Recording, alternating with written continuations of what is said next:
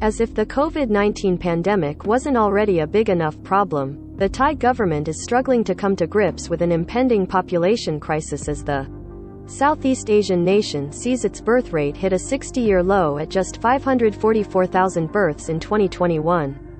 But the government thinks its new plan to encourage citizens to make more babies might just work, if executed properly. Having children faster and easier. Image.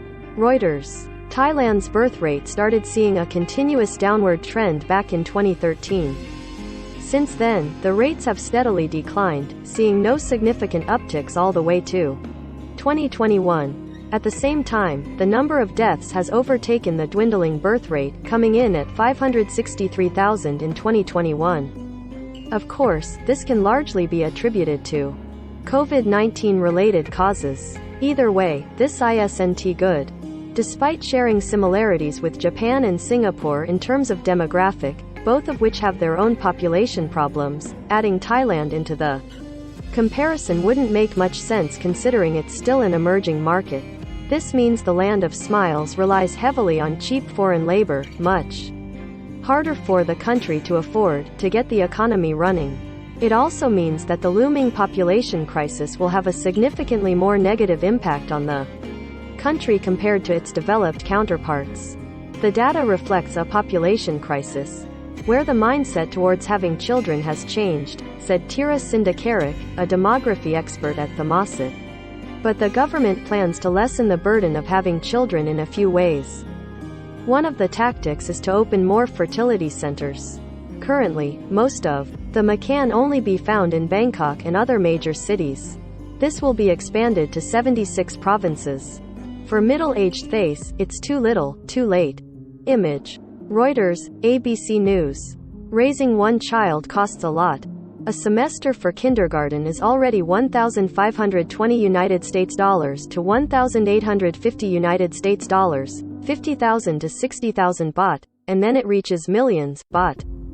Later, said 44-year-old Chinthatip Nantavong, who's been with her partner for the last 14 years but has no children.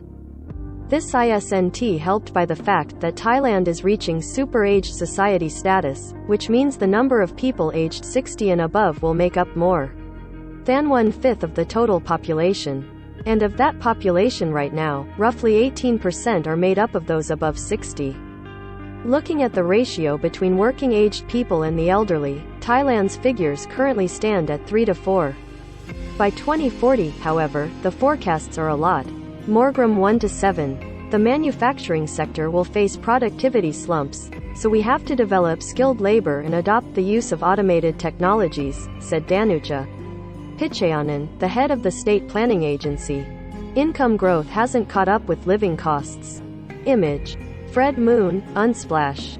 It's become more difficult in deciding to have children, Tira said, referring to the Thai economy's sluggish growth, while living costs have risen without a proportionate increase in income.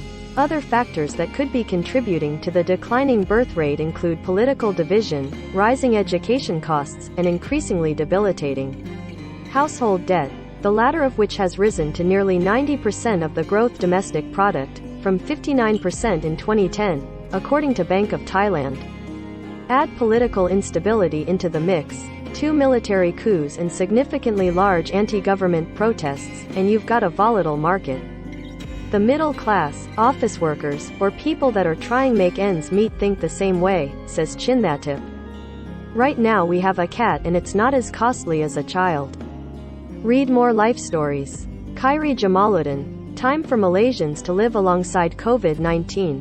Your favorite character from Howl's Moving Castle can now be worn as a ring. 77-year-old grandma gets black belt in Taekwondo in less than 3 years. Cover image sourced from The Nation, The Straits Times and Igor Meisnik, Unsplash.